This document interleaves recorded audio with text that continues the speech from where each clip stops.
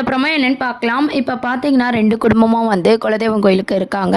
அங்கே நம்ம தமிழை பார்த்ததும் நம்ம ஐஸ்வர்யா என்ன சொல்கிறாங்கன்னா, "என்னத்த இது இந்த மாதிரி மாமாக்கும் எனக்கும் கல்யாணம் ஆகி 1 மாதம் ஆகுது. கோயிலுக்கு வரலான்னு பார்த்தா இங்கே தமிழ் வந்திருக்கா" அப்படின்னு சொல்லி பேசிக்கிறாங்க. உடனே ஈஸ்வரி என்ன சொல்கிறாங்கன்னா, "அவள் வந்தா என்ன? இப்போ எப்படி வம்பிழுக்கிறான் பாரு" அப்படின்னு சொல்லிட்டு தமிழ்கிட்ட போய் ஈஸ்வரி வந்து வம்பிழுக்கிறாங்க.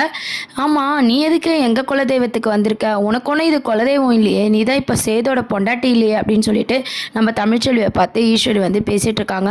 இதை வந்து ராஜாங்கம், சேது, நம்ம பாட்டிமா, நம்ம தமிழோட அம்மா, தனம் எல்லாருமே இருக்கும்போது எல்லார் முன்னாடியும் வந்து பார்த்திங்கன்னா தமிழை வந்து அசிங்கப்படுத்தணும் அப்படின்றதுக்காக வந்து பேசிகிட்டு இருக்காங்க. உடனே நம்ம பாட்டிமா என்ன சொல்கிறாங்கன்னா, அவன் பொண்டாட்டியா இல்லையான்லாம் எனக்கு தெரியாது, ஆனால் இந்த குழந்தை சேதோட குழந்தை தானே, அப்போ இந்த குலதெய்வம் தானே தமிழுக்கும் அப்படின்ற மாதிரிலாம் நம்ம தமிழுக்கு சப்போர்ட் பண்ணி வந்து பேசிகிட்டு இருக்காங்க. இப்போ வேணால் அவள் பொண்டாட்டி இல்லாமல் இருக்கலாம், ஆனால் இதுக்கு முன்னாடி பொண்டாட்டி அவள் தான் இருந்தவ, ஃபஸ்ட்டு பொண்டாட்டி அவள் தான் அப்படின்ற மாதிரி பாட்டிமா வந்து தமிழை விட்டு கொடுக்காம பேசிகிட்டு இருக்காங்க. உடனே நம்ம தமிழ் என்ன சொல்கிறாங்கன்னா, குழந்தைங்களுக்காக மட்டும்தான் நான் இங்கே வந்திருக்கேன், இதெல்லாம் தேவையா அப்படின்ற மாதிரி கோவப்படுறாங்க. சரி சரி வாங்க நம்ம சாமியை கும்பிடுவோம்னு சொல்லி தமிழை சமாதானம் பண்ணி தமிழோட அம்மா வந்து கூப்பிட்டு போகிறாங்க. ஸோ அந்த பக்கம் நம்ம சேதோட குடும்பம், இந்த பக்கம் தமிழோட குடும்பம் வந்து ஐயர்கிட்ட அர்ச்சனைக்கு நிற்கிறாங்க. ஐயர் பார்த்தீங்கன்னா 2மே ஒரே குடும்பம் அப்படின்னு நினச்சிக்கிட்டு சேதுக்கோ தமிழுக்கோ குழந்தை பிறந்திருக்குன்னு சொல்லி அர்ச்சனை பண்ண ஆரம்பிக்கிறாரு. அப்போ ஈஸ்வரி பார்த்தீங்கன்னா, எங்களுக்கு தனி அர்ச்சனை பண்ணுங்க, ஏன்னா சேதுக்கு கல்யாணம் ஆயிடுச்சு அப்படின்ற விஷயத்த சொல்கிறாங்க. இதை கேட்டதும் தமிழ் எல்லாருமே வந்து ஒரு மாதிரி ஃபீல் பண்ணிட்டு இருக்காங்க. இருந்தாலும் பார்த்திங்கன்னா நம்ம ஐஸ்வர்யா சேது பேரில் அர்ச்சனை பண்ணணும் அப்படின்ற மாதிரி ஈஸ்வரி வந்து சொல்லிகிட்ருக்காங்க. ஸோ 2 குழந்தைங்களும் வந்து சாமி முன்னாடி வச்சு அபிஷேகம்லாம் பண்ணிகிட்ருக்காங்க. அப்போ பார்த்திங்கன்னா, "கிளம்பலாமா, வந்த வேலை முடிஞ்சிருச்சுலன்னு" சொல்லி தமிழ் வந்து பாட்டிமாவை கேட்குறாங்க. நம்ம பாட்டிமா என்ன சொல்கிறாங்கன்னா, "இரு, எப்பவுமே வந்தால் குலதெய்வம் கோயிலில் அருள்வாக்கு கேட்போம், இப்போ கேட்காம போனால் எப்படின்னு" சொல்லி பாட்டிமா சொல்கிறாங்க. உடனே தமிழ் வந்து, "அதெல்லாம் வேணாம், வந்தோமா சாமியை கும்பிட்டோமா போகலாம்" அப்படின்ற மாதிரி ஒரு விரக்தியாக வந்து தமிழ் பேசிகிட்ருக்காங்க. ஆனால் தமிழ் வந்து சாமிக்கிட்ட வேண்டிக்கும் போது என்ன வேண்டிக்கிறாங்கன்னா, இதுக்கப்புறமாவது என் 2 குழந்தைங்களும் என்கிட்ட ஒன்றா இருக்கணும்னு சொல்லி வேண்டிக்கிறாங்க. நம்ம சேதுவும் பார்த்திங்கன்னா, "என் 2 குழந்தைங்களை பிரிஞ்சு என்னால் இருக்க முடியல, நான் 2 பேரோட சமமாக இருக்கணும், எனக்கு 2 பேரும் என் கூட இருக்கணும்னு" சொல்லி அவர் 2 பேரோட வேண்டுதலும் ஒரே மாதிரி இருக்கிற மாதிரி காமிச்சிருப்பாங்க. அதுக்கப்புறம் பார்த்திங்கன்னா தமிழ் வந்து கிளம்பலான்னு சொல்லும்போது வந்து திடீர்னு கருப்பு மேலே வந்து சாமி வந்துடுது. சாமி வந்து அப்படியே ஆக்ரோஷமாக கருப்பு வந்து கத்துறாரு. இதெல்லாம் பார்த்த தமிழ்ச்செல்விக்கு ஒன்றுமே புரியல.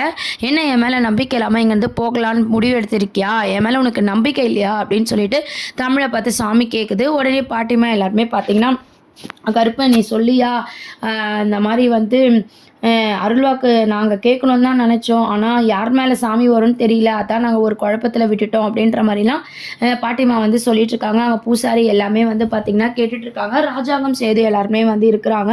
அப்போ பார்த்திங்கன்னா வந்து சரி ஓகே, சாமிக்கிட்ட வந்து எல்லோரும் ஆசீர்வாதம் வாங்குங்கன்னு சொல்லும்போது ஒவ்வொருத்தராக பார்த்திங்கன்னா ஆசீர்வாதம் வாங்குறாங்க. எல்லாருக்கும் வந்து சாமி ஆசீர்வாதம் பண்ணுது. அப்போ தமிழுக்கு ஆசீர்வாதம் பண்ணும்போது என்ன சொல்கிறாங்கன்னா, "நீ வந்து இன்னும் இந்த வீட்டு மருமக தான், நீ மனசு சோர்ந்து போகாத" அப்படின்ற மாதிரி சாமி வந்து அருள்வாக்கு சொல்லுது. "நீ எந்த தப்புமே செய்யல, உன் மேலே எந்த தப்புமே இல்லை, அதை கூடிய சீக்கிரம் நான் நிரூபிக்கிறேன் போ" அப்படின்ற மாதிரி தமிழுக்கு அருள்வாக்கு சொல்கிறத கேட்டு எல்லாருக்குமே அங்கே ஷாக்கிங்காக இருக்குது. அப்புறம் பார்த்திங்கன்னா சேதுவும் ஐஸ்வர்யாவும் போய் ஆசீர்வாதம் வாங்குறாங்க. ஐஸ்வர்யாவை பார்த்து, "நீ என்ன இந்த வீட்டு பொண்ணா?" அப்படின்ற மாதிரி கேட்கும்போது ஐஸ்வர்யா என்ன சொல்கிறாங்கன்னா, "ஆமாம், நான் தான் சேது மாமாவை 2வதாக கல்யாணம் பண்ணியிருக்கேன்னு" சொல்கிறாங்க. "நீ இந்த வீட்டு மருமகளே இல்லை" அப்படின்ற மாதிரி சாமி சொன்னதை கேட்டு அங்கே இருக்க எல்லாருமே அதிர்ச்சி ஆகுறாங்க. உடனே ஈஸ்வரி வந்து கோவத்தில் என்ன கேட்குறாங்கன்னா, "என்ன சாமி சொல்கிறீங்க? இந்த மாதிரி என்னோட அண்ணன் பொண்ணு தான் 2வதாக சேது கல்யாணம் பண்ணியிருக்கான், இப்போ சாமி வந்து இப்படி சொல்லுது" அப்படின்னு சொல்லி பூசாரிக்கிட்ட கோவப்படுறாங்க. உடனே நம்ம பெரியம்மா அதை சாமி வந்திருக்காங்க, அவர் வந்து என்ன சாமி சொல்லுதுன்னா, "எல்லார்கிட்டையும் ஆட்டம் காட்டுற மாதிரி நீ என்கிட்டயே ஆட்டம் காட்டுறியா?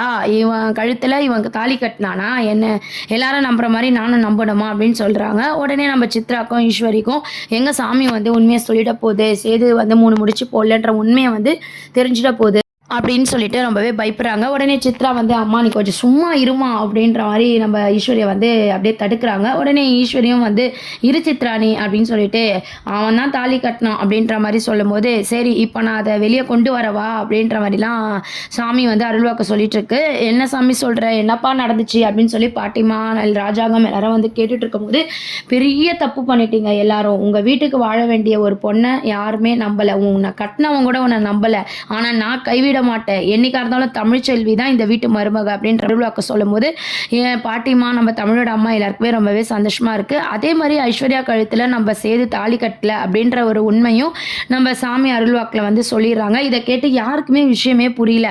அதுவும் நான் கூடிய சீக்கிரத்தில் யார் வாயில் வரணுமோ அவங்க வாயாலேயே உண்மை வெளியே வரும் அப்படின்ற மாதிரி ஈஸ்வரியை பார்த்து முறைச்சிக்கிட்டே வந்து அருள்வாக்கு சாமி வந்து சொல்லிட்டு இருக்கு. சித்ராவும் வந்து பயப்படுறாங்க, விட்டா எல்லாம் உண்மையாக சாமி சொல்லிடும் அப்படின்னு சொல்லிட்டு. அதுக்கப்புறம் ஐஸ்வர்யாவை வந்து ஆசீர்வாதம் பண்ணாமல் நீ இந்த வீட்டு மருமகளே கிடையாது, அது மட்டும் இல்லாமல் நீ எவ்வளோ பெரிய தப்பு பண்ணியிருக்க அப்படின்னு நல்லா வாழ வேண்டியவங்கள கேட்காதவங்க பேச்சை கேட்டுக்கிட்டு வாழ்க்கையே இது பண்ணி நீ வந்து வாழ பார்க்குறியா அப்படின்ற மாதிரி சாமி வந்து ஐஸ்வர்யாவுக்கு வந்து அருள்வாக்கே வந்து தப்பாக சொன்னதுனால ஐஸ்வர்யா வந்து ரொம்பவே கஷ்டப்படுறாங்க. நம்ம தமிழுக்கு பண்ண இது தான் இப்போ நம்மளை துரத்திட்டு இருக்கு அப்படின்னு சொல்லி ஐஸ்வர்யா ஒரு பக்கம் ஃபீல் பண்ணுறாங்க. கூடிய சீக்கிரம் எல்லா உண்மையும் வெளியே வரும், ஆனால் தமிழ் மேலே எந்த தப்புமே இல்லை அப்படின்னு சொல்லி சாமி சொன்ன அருள்வாக்கில் அப்படியே மலையேறிடுது. இதெல்லாம் கேட்டு நம்ம ராஜாங்கம் பாட்டிமா எல்லாருக்குமே வந்து ஒன்றுமே புரியல. சாமி இந்த மாதிரி சொல்லுதுன்னா அப்போ தமிழ் மேலே எந்த தப்புமே இல்லை அப்படின்னு சொல்லி நான் சொன்னது தானே இன்றைக்கி சாமியை சொல்லியிருக்கு, நான் சொன்னது தான் அப்போ உண்மை அப்படின்னு சொல்லி பாட்டிமா சொல்லிட்டு இருக்காங்க. உடனே ஈஸ்வரி இந்த பாட்டியை பேச விட்டா இன்னும் உண்மையெல்லாம் வெளியே வந்துடும், இதை அப்படியே வந்து மறைச்சிடணும்னு சொல்லி சாமி தான் என்ன ஏதுன்னு ஃபுல் விவரம் சொல்லலை, நம்மளே ஏன் ஒரு முடிவுக்கு வரணும் அப்படின்னு சொல்லி ஈஸ்வரி வந்து அப்படியே எஸ்கேப் ஆகணும் அப்படின்ற மாதிரி பார்த்துட்டு இருக்காங்க. உடனே ராஜாங்கத்துக்கு ஒரு விஷயம் புரியல. ஐஸ்வர்யாவுக்கும் சேதுக்கும் நம்ம தான் கல்யாணம் பண்ணி வச்சோம், ஆனால் ஏன் சேது வந்து தாலி கட்டலன்னு சாமி சொல்லணும், ரெண்டாவது தமிழ் மேலே எந்த தப்புமே இல்லை அப்படின்னு ஏன் சொல்லணும் அப்படின்ற மாதிரி ராஜாங்கம் சொல்லும்போது ஈஸ்வரி என்ன சொல்கிறாங்கன்னா வந்தது கருப்பு மேலே தானே, கருப்பு தமிழுக்காக தான் பேசுவான் அப்படின்ற மாதிரி ஈஸ்வரி பேசிகிட்டு இருக்காங்க. சாமியை வந்து குறை சொல்லக்கூடாது நம்ம அப்படின்ற மாதிரிலாம் ராஜாங்கம் வந்து ஈஸ்வரியை கொஞ்சம் சும்மா இரு அப்படின்ற மாதிரி சொல்லிட்டு இருக்காங்க. உடனே சாமி என்ன சொல்லுதுன்னா கூடி சீக்கிரம் உண்மையை நானே உங்கள் எல்லாருக்கும் வந்து உணர்த்துவேன் அப்படின்ற மாதிரி சொல்லியிருக்கல, என்ன ஆகுது நம்ம எல்லாரும் பொறுமையாக வெயிட் பண்ணி பார்க்கலாம் அப்படின்னு சொல்லி எல்லாருமே கோவிலேருந்து கிளம்புறாங்க. இந்த விஷயத்தையே வந்து சேது வந்து யோசிக்கிறாரு, தமிழ் மேலே தப்பு இருக்காதோ அப்படின்ற மாதிரி சேதுக்கு வந்து யோசிக்க ஆரம்பிக்கிறாங்க. அதுக்கப்புறம் பார்த்திங்கன்னா இந்த சைடில் நம்ம தனம் எல்லாம் என்ன சொல்கிறாங்கன்னா மாமா ஐஸ்வர்யா கழுத்தில் தாலி கட்டலன்னு சாமி சொல்லிச்சு, அது ஏன் உண்மையாக இருக்கக்கூடாது அப்படின்ற மாதிரி தனம் சொல்கிறாங்க. உடனே தமிழ் என்ன சொல்கிறாங்கன்னா இப்போ இந்த கதை ரொம்ப முக்கியமாக, அவர் தாலி கட்டினாரு கட்டல, என்னை எப்போ அவர் சந்தேகப்பட்டாரோ அப்போவே அவரோட மரியாதை போயிடுச்சு, அவர் கூட என்னால் வாழ முடியாது, அவர் தாலி கட்டினா என்ன கட்டலனா என்னன்னு சொல்லி சேது மேலே ரொம்ப கோவமாக தமிழ் வந்து சொல்லிட்டு இருக்காங்க.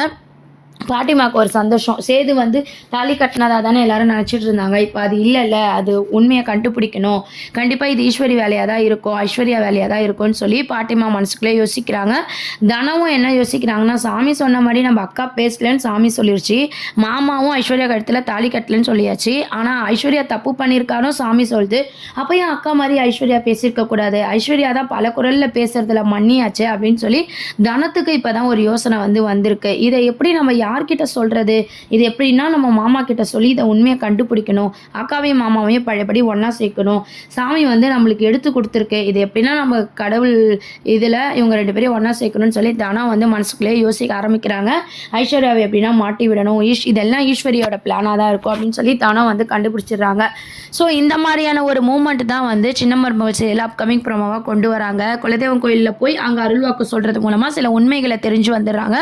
ஸோ எது உண்மைன்னு சொல்லி எபிசோட்ஸில் வந்து இதுக்கப்புறம் வந்து கொஞ்சம் கொஞ்சமாக வந்து வெளியே வர மாதிரியான சீன்ஸை தான் அப்கமிங் ப்ரோமோவாக கொண்டு வராங்க. இதை பற்றி உங்களை கருத்துக்களை கீழே கமெண்ட் செக்ஷன் சொல்லுங்கள். சின்ன மருமகள் சீரியல் எத்தனை பேருக்கு ஃபேவரட்டாக இருக்குது அப்படின்றதையும் மறக்காமல் லைக் பட்டனை கிளிக் பண்ணி சேனலை சப்ஸ்கிரைப் பண்ணுங்கள். தேங்க்யூ.